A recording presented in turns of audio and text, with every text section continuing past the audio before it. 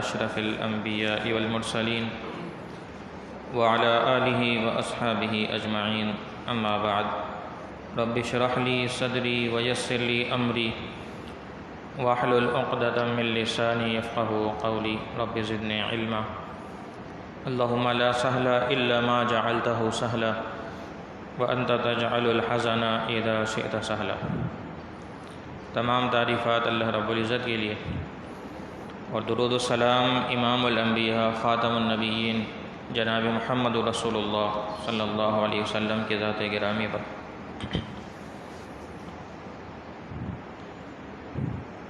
گزشتہ درس میں ہم نے انسان کی روح نکلتے وقت اگر وہ اللہ کا نافرمان ہے تو اس کی کیفیت کے بارے میں مختصر جانا تھا کہ اس کی پنڈلی سے پنڈلی ملنا شروع ہو جاتی ہے، ایک کے بعد ایک تکلیفیں آزمائشیں اس کے اوپر آنا شروع ہو جاتی ہیں اور وہ سمجھ جاتا ہے کہ اب دنیا چھوڑنے کا وقت آ چکا ہے، یہ تمام نعمتیں اب مجھ سے چھٹنے والی ہیں، اب مجھے اللہ رب العزت کی طرف لے کر جایا جائے گا، اب میری پوری زندگی کے بارے میں مجھ سے حساب اور کتاب لیا جائے گا۔ فلا صدق ولا صلی، تو نہ تو اس انسان نے جو اللہ کا نافرمان ہے نہ تو اس نے تصدیق کی، ولا صلی، اور نہ ہی اس نے نماز کو ادا کیا۔ ایک مومن بننے کے لیے، ایک مسلمان ہونے کے لیے کچھ چیزوں کی گواہی دینا انتہائی ضروری ہوا کرتا ہے۔ جیسا کہ اسلام کی بنیاد ہم جانتے ہیں کہ 5 چیزوں پر رکھی گئی ہے، اسی طرح اللہ کے نبی صلی اللہ علیہ وسلم نے ایمان کے لیے بھی کچھ چیزوں کے بارے میں وضاحت فرما دی کہ الایمان ان تؤمن باللہ وملائکتہ وکتبہ ورسلہ والیوم الآخر، اور ایمان اس چیز کا نام ہے کہ اس بات کی تصدیق کی جائے، اللہ پر ایمان رکھا جائے، اللہ کے تمام نبیوں اور رسولوں پر، جو کتابیں اللہ نے نازل کی ہیں، اللہ کے فرشتوں پر، آخرت کے دن کے واقع ہونے پر، اور الایمان بالقدر خیرہ و شرہ، انسان کی تقدیر میں جو اچھائی یا برائی اللہ رب العزت نے لکھ دی ہے اس پر ایمان لانا بھی ضروری ہے۔ یہ انسان کے مومن ہونے کے لیے ان چیزوں کی تصدیق کرنا انتہائی ضروری ہے۔ تو جو اللہ کا نافرمان بندہ جب اس کی موت کا وقت آتا ہے، اللہ کی طرف اس کو لے جایا جاتا ہے، تو اگر اس نے ان چیزوں کی تصدیق نہیں کی، ان چیزوں پر وہ ایمان نہیں لایا، ولا صلی، اور نہ ہی اس نے نماز کو ادا کیا۔ اسلام قبول کرنے کے بعد سب سے پہلی چیز جو ایک مسلمان پر، ایک مومن پر واجب ہو جاتی ہے وہ یہ نماز ہے۔ اور نماز کے بارے میں نبی صلی اللہ علیہ وسلم کا فرمان موجود ہے کہ نماز کسی انسان سے معاف نہیں، اگر بیمار ہے تو اس کا طریقہ کار بدل جایا کرتا ہے، اگر خوف کی حالت ہے تب اس کی کیفیت میں رد و بدل ہو سکتا ہے، اگر مسافر ہے رکعات میں تخفیف ہو سکتی ہے، اگر نماز پڑھنے کی استطاعت نہیں رکھتا، بیٹھ کر لیٹ کر، یہاں تک کہ اشارے سے نیت کے ساتھ ہی اگر بندہ نماز ادا کرے تو اللہ تعالیٰ اسے پورا اجر و ثواب عطا فرما دیتے ہیں۔ لیکن نماز ادا کرنا، نماز کو قائم کرنا پوری زندگی، یہ انتہائی ضروری امر ہے، کیونکہ نماز ایک ایسی عبادت ہے کہ جس میں بندہ اپنی عاجزی اور انکساری کی آخری حد تک پہنچ جاتا ہے۔ انسان اپنی پیشانی کو، اپنی ناک کو جو اونچا رکھنے کے لیے پوری زندگی جتن کرتا رہتا ہے، وہ اللہ رب العزت کے سامنے اپنے ماتھے کو بھی ٹیک دیتا ہے، اپنی پیشانی کو بھی رکھ دیتا ہے۔ ایک مشہور محاورہ ہے، اکثر یہ بات کہی جاتی ہے کہ میں نے فلاں شخص کو اس کی ناک زمین پر رگڑوا دی، اس کی ناک کو خاک آلود کر دیا، یعنی اسے ذلیل اور رسوا کر کے رکھ دیا۔ تو یہ عاجزی اور انکساری کا، تذلل کا آخری درجہ ہے کہ انسان اس بات کو تسلیم کر لے کہ اے اللہ، میں انتہائی عاجز بندہ ہوں، میں تیرے آگے اپنے اس سر کو، اپنی پیشانی اور ناک کو رکھ کے اس بات کا اقرار کر رہا ہوں کہ تیرے علاوہ کوئی معبود نہیں۔ یوسف علیہ السلام نے بچپن میں ایک خواب دیکھا تھا، اور وہ خواب یہ تھا کہ سورج، چاند اور 11 ستارے یوسف علیہ السلام کو سجدہ کر رہے ہیں۔ جب بڑے ہوئے، عزیز مصر بن گئے، اس موقع پر یعقوب علیہ السلام اپنی اہلیہ کے ساتھ اور اپنی اولاد کے ساتھ مصر میں داخل ہوئے اور یوسف علیہ السلام کو تعظیماً سجدہ کیا۔ یہ ان کی بڑائی کی دلیل تھی کہ اللہ رب العزت نے آپ کو علم اور مقام سے نوازا ہے، اس لیے ہم آپ کے سامنے تعظیماً سجدہ کر رہے ہیں۔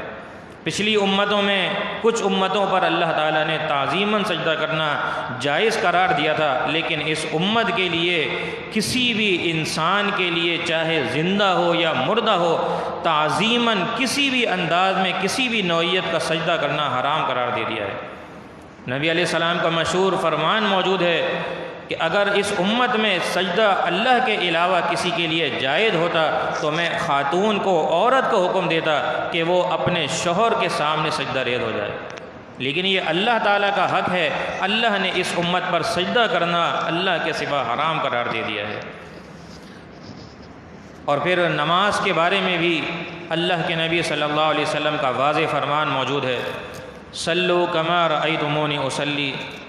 نماز تو ادا ضرور کرنی ہے، لیکن نماز ویسے پڑھنی ہے، ویسے ادا کرنی ہے جیسے نبی صلی اللہ علیہ وسلم کو پڑھتے ہوئے صحابہ نے دیکھا، اور صحابہ نے نماز پڑھ کے تابعین کو سکھا دی، اور تابعین، محدثین، محققین نے آگے امت تک پہنچا دیا۔ اب ویسے ہی نماز اگر ادا کی جائے گی جیسے نبی علیہ السلام نے ادا فرمائی تھی، تب تو وہ نماز قابل قبول ہے، اجر و ثواب کا باعث ہے۔ اگر اس کے علاوہ اپنے اماموں، اپنے بڑوں، اپنے کسی نظریے اور عقیدے کی طرح نماز ادا کرنی شروع کر دیں تو ایسی نماز اللہ کی بارگاہ میں قابل قبول نہیں۔ فلا صدق ولا صلی، اگر بندے نے تصدیق نہیں کی نہ تو وہ نمازیں پڑھنے والا ہی بنا، ولیکن کذب وتولی، لیکن یہ جھٹلانے والا بنا جس چیز کے ساتھ نبی علیہ السلام کو رسول بنا کر بھیجا گیا، ان کی تکذیب کرتا رہا، اپنے قول سے، اپنے عمل سے، اپنے کردار سے، وتولی، اور نہ صرف اس کی تکذیب کی بلکہ منہ موڑ کے اکڑتا ہوا غرور اور تکبر کے ساتھ اس کے سامنے پیٹھ پھیر کر چلا گیا۔ ثم ذهب الى اهله يتبطى، پھر اپنے گھر والوں کے پاس، اپنے خاندان والوں کے پاس، بیوی بچوں کے پاس لوٹا اس انداز میں کہ وہ اکڑتا ہوا، اتراتا ہوا کہ دیکھو میں نے تو ان چیزوں کا انکار کر دیا ہے، گویا میری نظر میں، میرے نزدیک ان چیزوں کی، اللہ کے کلام کی، نبی علیہ السلام کے فرمان کی کوئی حیثیت نہیں۔ میرے نزدیک اگر حیثیت ہے تو میری قوم، کنبہ، برادری اور قبیلے کی ہے، میں اپنی رائے کو ان تمام چیزوں پر فوقیت دینے والا ہوں۔ ایسے لوگوں کے بارے میں اللہ رب العزت فرما رہے ہیں، اولا لک فاولا، ہلاکت ہے، خسارہ ہے، بربادی ہے، فاولا، اور پھر دوبارہ خسارہ ہے، ہلاکت ہے، تباہی اور بربادی ان لوگوں کا مقدر بننے والی ہے۔ ثم اولا لک فاولا، 4 مرتبہ یہی کلمات اللہ رب العزت نے دہرا دیے۔ اس کا مقصد یہ ہے کہ جو شخص بھی ان اعمال کا مرتکب ہو جائے، نماز ادا نہ کرے، تصدیق نہ کرے، تکذیب کرے، اکڑے، غرور کرے، حق سے اعراض کرے، اپنی رائے کو ترجیح دے، تو ایسے شخص کے لیے ہلاکت ہی ہلاکت ہے، ہلاکت ہی ہلاکت ہے، تباہی ہی تباہی ہے، بربادی ہی بربادی ہے۔ اَيَحْسَبُ الْإِنسَانُ أَن يُتْرَكَ سُدًى، کیا انسان نے یہ خیال کر لیا ہے، وہ یہ گمان کرتا ہے، أَن يُتْرَكَ سُدًى، کہ اس کو ایسے ہی چھوڑ دیا جائے گا، اس سے کوئی حساب اور کتاب نہیں لیا جائے گا۔ دنیا میں اسے صرف بھیج دیا گیا، نہ ہی اسے اکٹھا کیا جائے گا، نہ قبر میں سوالات ہوں گے، نہ حشر میں سوال ہوں گے، نہ ہی جزا اور سزا کے بارے میں اس کے لیے فیصلہ کیا جائے گا۔ افحسبتم انما خلقناکم عبثا وانکم الینا لا ترجعون، کیا تم نے گمان کر لیا ہے، یہ سمجھ لیا ہے دنیا میں ہی جتنا ظلم کر لو، بدمعاشیاں کر لو، لوگوں کے حقوق پر قبضے کرتے رہو، اللہ نے تمہیں ایسے ہی پیدا کر دیا ہے، کوئی حساب نہیں لیا جائے گا، تمہیں اکٹھا نہیں کیا جائے گا۔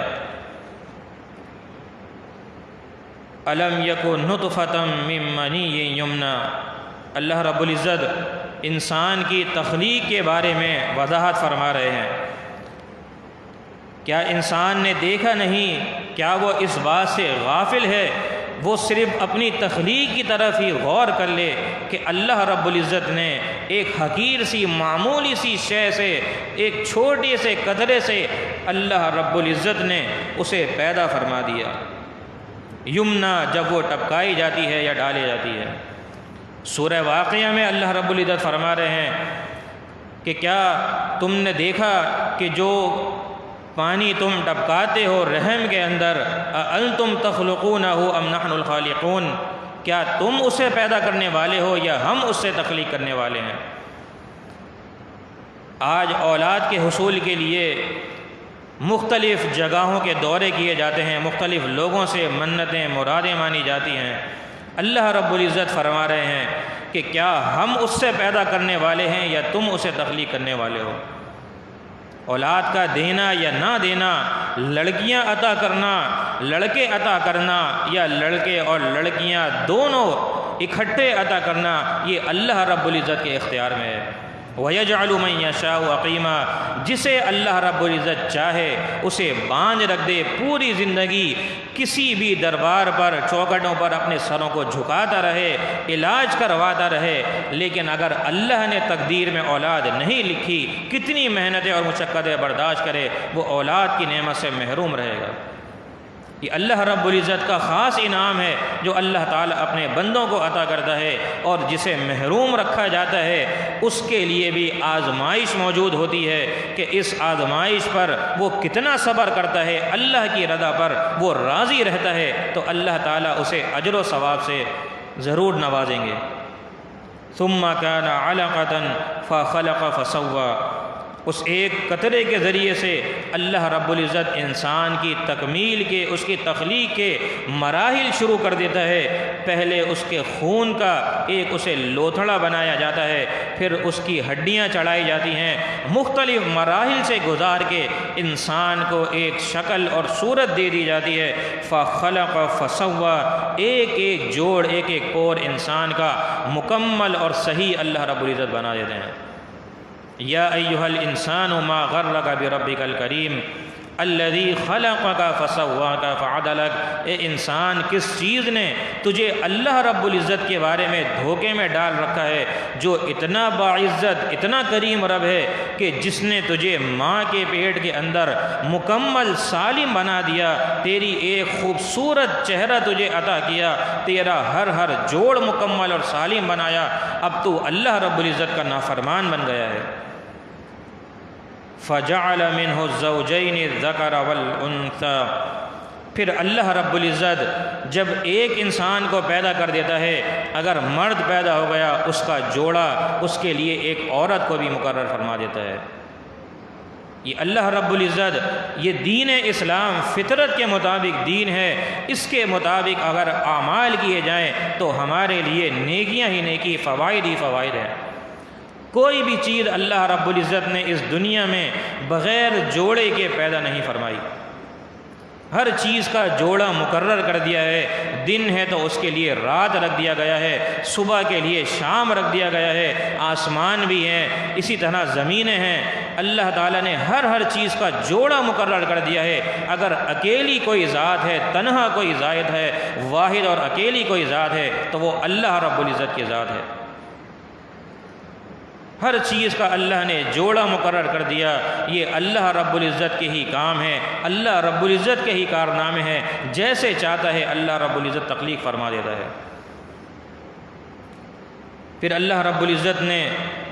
اس کا جوڑا مقرر کر دیا، الذکر والانثی، ایک مذکر کی شکل میں، ایک مؤنث کی شکل میں۔ اللہ رب العزت فرماتے ہیں کہ ہم نے تمہارے لیے ان خواتین کو اس لیے پیدا کیا ہے تاکہ تم ان کے ذریعے سکون حاصل کرو، ان کے پاس جا کر اپنی پریشانیاں ختم کر سکو، ان سے اپنی راحت کا سامان اکٹھا کر سکو۔ اور یہ اللہ رب العزت کی نشانیوں میں سے ہے۔ وَمِنْ آیَاتِهِ، اللہ رب العزت فرما رہے ہیں کہ یہ اللہ کی نشانیوں میں سے ہے کہ ایک عورت اور ایک مرد کے درمیان اتنی محبت پیدا فرما دیتا ہے۔ مرد دوسرے علاقے کا رہنے والا ہے، خاتون دوسرے علاقے اور شہر کی ہے، اسے جانتا تک نہیں ہے، لیکن اپنی جوانی میں پہنچ کر جب دونوں نکاح کے بندھن میں بندھ جایا کرتے ہیں تو دونوں کے اندر اتنی محبت پیدا ہو جاتی ہے جو تمام سگے رشتوں سے زیادہ اعلیٰ اور عرفہ ہو جایا کرتی ہے۔ انسان اپنے ماں باپ سے بھی بڑھ کر، اپنی اولاد سے بڑھ کر بھی سب سے زیادہ اگر اس کے دل میں محبت ہوتی ہے تو اس کی بیوی کی، اور بیوی کے دل میں شوہر کی ہوا کرتی ہے۔ یہ اللہ رب العزت کی نشانیاں ہیں۔ یہ اللہ رب العزت کی طرف سے ایک معجزہ لوگوں کے لیے ہے کہ نہ جانتے ہوئے بھی اللہ تعالیٰ آپس میں اتنی محبت، اتنا پیار لوگوں کے درمیان پیدا فرما دیتا ہے۔ الیس ذلک بقادر علی ان یحیی الموتى، تو جو اللہ رب العزت تمہیں ایک نطفے سے، عدم سے تمہیں وجود میں لا سکتا ہے۔ تمہارا دنیا میں کوئی وجود موجود نہیں تھا، تمہارا کوئی نام موجود نہیں تھا، کوئی تمہیں جاننے والا تک نہ تھا، ایک معمولی سے قطرے سے جب اللہ رب العزت تمہیں تخلیق کرنے پر قادر ہے تو الیس ذالک بقادر، تو وہ بابرکت رب اس بات پر کیوں اختیار نہیں رکھتا، اسے اس بات پر کیوں قدرت موجود نہیں، علی ان یحیی الموتى، کہ وہ مردوں کو مرنے کے بعد انسانوں کی ہڈیوں کو اکٹھا کر کے دوبارہ سے صحیح اور سالم انسان بنانے پر قادر ہے۔ کسی چیز کو پہلی مرتبہ تخلیق کرنا، پہلی مرتبہ بنانا، یہ زیادہ دشوار ہوا کرتا ہے بنسبت اس کا دوسرا سیمپل، دوسری چیزیں بنانا یہ اس کا لیے آسان ہو جایا کرتا ہے۔ کسی بھی عمارت کا نقشہ اگر پہلی مرتبہ بنایا جائے، کوئی چیز پہلی مرتبہ ایجاد کی جائے، اس کے لیے زیادہ محنتیں درکار ہوتی ہیں، زیادہ غور اور فکر کیا جاتا ہے۔ جب ایک چیز، ایک ڈھانچہ ہمارے سامنے موجود ہو گیا، ایک نمونہ ہمارے سامنے آ گیا، پھر اس کے جیسی کئی کاپیاں آرام اور اس سکون کے ساتھ، آسانی کے ساتھ انسان بنا سکتا ہے۔ تو جب اللہ رب العزت نے بغیر کسی تمہارے وجود کے تمہیں اتنا بڑا انسان بنا دیا، تو وہ اللہ رب العزت تمہارے مرنے کے بعد تمہیں کیوں کر نہ بنا سکے گا، تمہیں کیوں نہیں اکٹھا کیا جائے گا، اور تمہاری زندگی کے بارے میں کیوں تم سے حساب نہیں لیا جائے گا۔ اس آیت مبارکہ میں گویا ہمیں یہ تعلیم دی جا رہی ہے کہ اے لوگوں، تمہیں قیامت کے دن دوبارہ اکٹھا کیا جائے گا، لہذا اپنا محاسبہ کر لو، اپنے اعمال درست کر لو، دیکھ لو کہ کیا تم تصدیق کرنے والے میں سے ہو، کیا تم نمازیں پڑھنے والے اور اطاعت کرنے والوں میں سے ہو، یا تم تکذیب کرنے والے اور غرور اور تکبر کر کے اللہ کے دین کو گویا ٹھکرانے والے ہو۔ اللہ رب العزت قرآن مجید صحیح معنوں میں سمجھنے، اسے پڑھنے والا اور اس پر عمل پیرا ہونے والا بنا دے۔ وآخر دعوانا ان الحمد للہ رب العالمین۔